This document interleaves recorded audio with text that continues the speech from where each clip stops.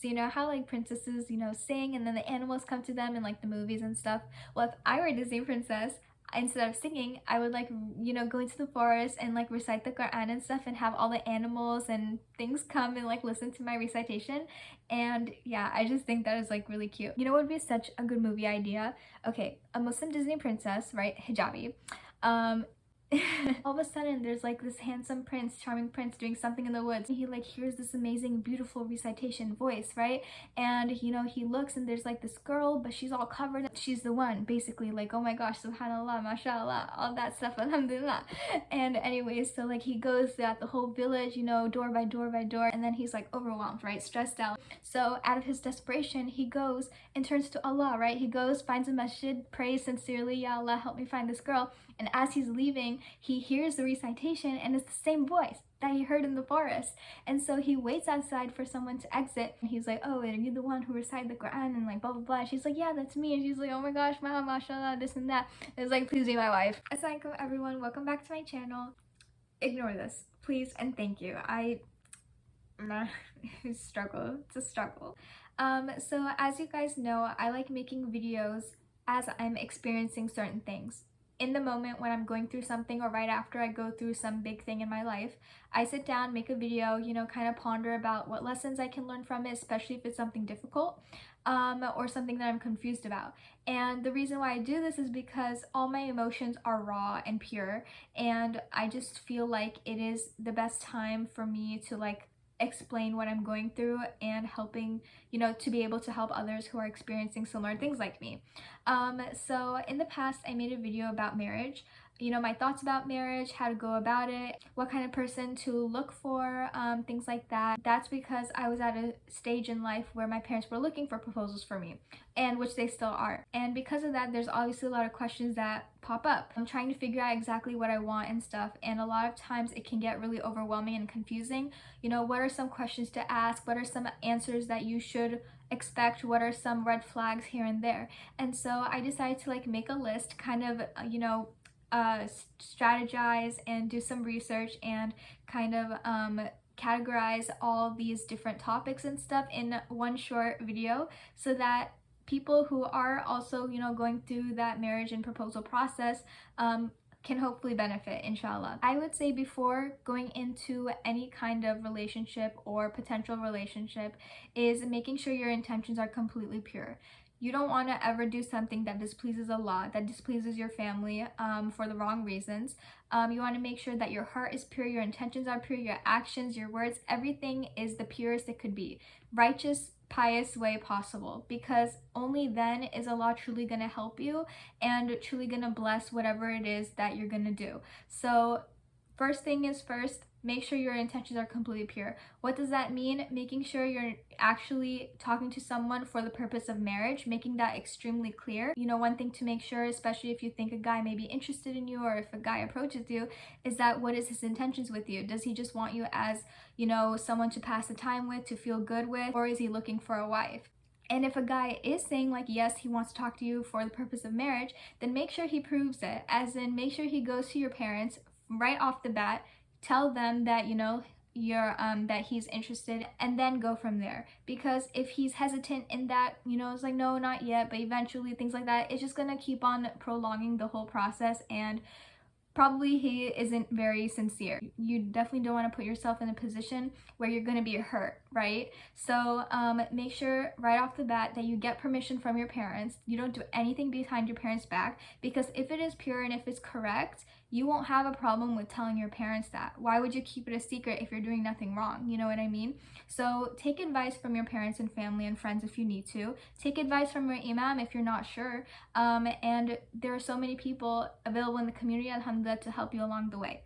So once you get your intentions pure, once you know completely that both parties are like talking with the sole intention of possible marriage, you know, potentially getting married, try to get to know each other, and go from there. Obviously, this process takes time. You can't know a person with just a few conversations over text or phone call. You don't want to stretch it out so long that you don't really get anywhere. So I would say kind of schedule yourself in a way that you give yourself ample amount of time to get to know this person, but also make each conversation productive. Like have a goal, maybe a set of questions you need answered so that you get one step closer to making your final decision. No matter if it takes a couple of months, maybe even a year or more than that, that's okay. As long as each conversation there's a goal to it and you accomplish that goal or get close to accomplishing that goal, then alhamdulillah, it will be fine. You don't want to have multiple conversations ongoing like every week or every other day and barely find out anything useful or necessary about that person, because again, you don't want to waste each other's time. Make the decision in a efficient way, and also don't rush things either, because that's not healthy as well. And don't expect the first person you talk to, you click right away. It might take a few more people, it might take many people for you to understand, but sometimes you need to speak to the wrong people so you know exactly what you don't want, so that once you find the right person, you are 100% confident that they are the one. Of course, it requires a lot of patience and a lot of tawakkul in Allah, but take every opportunity as a learning experience, and keep an open mind throughout this whole process. You might think that someone is perfect for you and everything is going perfectly, but maybe Allah has a separate plan and you just never know, and Allah's plan is the best plan no matter what. Once you get into the talking phase and you try to get to know each other, like asking about your interests, what you do in your spare time, what things you like, what things you don't like, things like that, your lifestyle, your schedule, make sure your personalities don't clash in a wrong way. One important thing to ask about definitely is your goals. What are your dreams in life? What does your future look like to you? What do you want to accomplish in how much time? And why is that important? It could be education wise, it could be career wise, it could be family, your status, whatever it may be. Another thing to consider is like, what are your expectations? How is your ideal family picture? What do you expect from a wife? Do you expect her to cook? Do you expect her to work? Do you expect her to kind of stay at home more? And for guys, are you controlling? Are you jealous easily? Are you patient? What things bother you? For me, one of the main things is the role of religion in your life. How religious are you? Do you like spending time at the masjid? Do you pray? Do you do all your fard stuff? How close are you with Allah, and how's your relationship? And obviously, like, no one is perfect. Like for me, minimum, I want someone who is religious, as in like they pray 5 times a day, do everything that they're supposed to do. So obviously, like, I'm not perfect. I mean, I miss Fajr more than I would like, honestly. There are days where I sleep through my alarm and stuff like that, but at least you're trying, you know what I mean?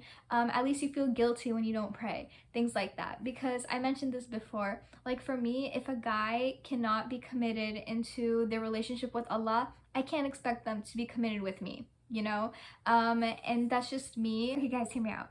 I just think it is the cutest, most best, amazing idea for a newlywed couple to go to Hajj or Umrah for their honeymoon. I mean, like, okay, my cousins were laughing at me when I said this, but literally, like, can you just imagine, making dua with your spouse and, like, for each other, and, like, praying in front of the Kaaba and the Prophet's mosque, and, like, going to all these, like, different holy sites in the holiest city in the world and stuff. How can Allah not bless a relationship when this is the way that you start off this new chapter? You know what I mean? Like, it is just so beautiful. My heart. Talking to someone who knows exactly what they want and what they don't want is really crucial, because if you talk to someone and they have no idea what they're really looking for, you will never be certain if you're right for them or if they're right for you. So try to form this picture in your mind beforehand, and then like make a mental checklist. Okay, this person has this or this or this, or maybe they don't have this, and like talk about it or ask them about something that you might have a doubt on. And of course, make sure all the things that you want are practical, realistic, and you are also working on yourself as well. So it's definitely a two-way thing. You want to ask about finances. Do you have any loans? Obviously, education, job, career, stability, all these things are definitely important. Things like pet peeves, what you can and can't compromise on, some deal breakers that you might want to talk about, certain health issues in the family. Do you want children eventually? Now, please make sure that's not like the first question that you ask or anything, you know, kind of like ease into it once you're more comfortable with getting to know each other and talking. But obviously, you know, that's important too, because you want to marry someone who's a good role model for your kids, right? You want to marry someone who, like for me, what I look in a person is that I want someone who, through our relationship, we become closer to Allah. So, can I learn something from this person, and can I offer something to them? Because again, it's both ways. And obviously, like, marriage is a compromise, and marriage is a very holy relationship. So, both parties must put in equal amounts of effort, must compromise on both ends. It can't be just one-sided. And you will, you know, realize that very soon into like talking and stuff, how much effort is this person willing to put in for you, and do their words actually correlate with their actions. You should know your worth, and you should also know whether or not this person is worth your time and effort as well. Make sure you talk about family, you know, their family, how, you know, they have siblings, you know, how their parents are like, you know, how they were raised, and you know, how they want to raise their future children. One major thing also is respect. You know, why are you interested in me? And you know, see how they respond. Do they kind of say superficial things, or do they actually, are they really sincere? As in, maybe they like your character, maybe they like how involved you are in the masjid, maybe they notice something, like you just can tell it's not just for the heck of it because they think you're attractive or something like that. And not to say, like, obviously couples should find each other attractive and stuff like that is important, but that shouldn't be the first thing that pops into their head, you know, because then again, your intentions is not pure at that point. So if someone notices you because of your character, because of what you do, you're respectful maybe, then that's a good sign. You know, respect starts within the family. How a guy treats the mother, the sister, reflects the way that he's going to treat his wife. And then same thing for the girl. How much respect does she have for her elders? You know, make sure you both are aware of your responsibilities, your duties. Don't cross the limits as well. Make sure you have that respect for each other. It's one thing to be super comfortable with each other and joke around, and that's a good thing, but also make sure that you don't cross that line, that you maintain a level of respect and formality so that you don't do anything displeasing to Allah. Do they prefer living in a certain area? Do they prefer to be local? Do they prefer to live with their parents and joint family system? Do they want to be more independent? How often do you have guests over? You know, something, obviously privacy is really important, especially for women who like cover and stuff. Obviously I don't want to be in hijab 24/7, you know what I mean? Open communication is very key. If you don't like something, you know, be straight up about it. Trust, honesty, open communication, loyalty, all these factors, respect is very important in a relationship. And you want to make sure that your partner has all these things, that they trust you, that they're loyal to you, they don't get jealous easily, they're not very controlling, they advise you instead of kind of force things upon you. Listen to the other person. If you have some disagreements, hear the other person's viewpoint, and also try to communicate your own viewpoint so that they understand as well. Don't do anything over text, especially very deep conversations. Make sure it's through phone or in person, because a lot of times you don't mean to come off at a certain way, but it is because, you know, obviously texting is very limited in terms of interaction and communication. So kind of just avoid that, to be honest. I tried through text and it was very exhausting, and you know, sometimes the message is not very clear and you know, could be a little bit problematic. So definitely call is the way to go if you can't in person. If someone wrongs me, how do I expect them to apologize? How do I want them to apologize? How do you solve problems? You know, what you do to manage anger and stress. You know, you want to make sure that this person is going to be with you through the highs and lows of life. You know, it's not just, you know, together when things are all perfect. You know what I mean? Through hard times, is this person going to remind me of Allah and His mercy and help me, guide me through, you know, tough situations and stuff like that? Are they going to be, you know, supportive of me in all my decisions and all my goals in life and my dreams? Am I going to be able to offer that same support as well? Once you ask all your questions, once you get all your answers, and you feel like you have enough information to make your decision final, once you decide that yes, this so-and-so person is the right one for me, try to make it official as soon as possible. Go to your parents, talk to them, be open with them about it, and try to do things in an efficient and quick way so that you're able to make everything completely halal. And you know, throughout this whole thing, I always make dua that, Ya Allah, turn my heart in the way that is most pleasing to you. Keep my intentions pure. Basically, let me be satisfied with whatever you have written for me, no matter what. It's easier said than done, but inshallah, everything will turn out for the best. And sometimes you need to go through a hardship and a struggle in order to grow from it. Because any hardship or obstacle that makes you closer to Allah is definitely a blessing in disguise, and it is up to us to find that.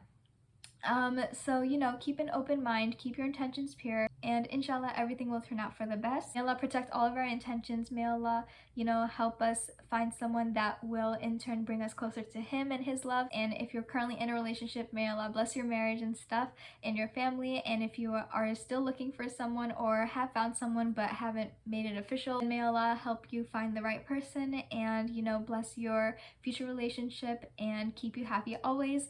Jazakallah khairan for watching. I hope this helped, and if it did, please remember me in your duas. It will mean a lot to me. So yeah, that's basically all I have for you today. Jazakallah khairan for watching, and inshallah I'll see you next time. Assalamu alaikum warahmatullah.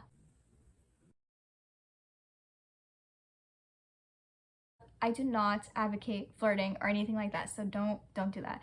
But you know, one thing is really cute. Like, imagine if a guy who like wants to marry you and stuff comes up to you and is like, instead of saying like, will you marry me, or something super cheesy, he'd be like, will you be the answer to my duas?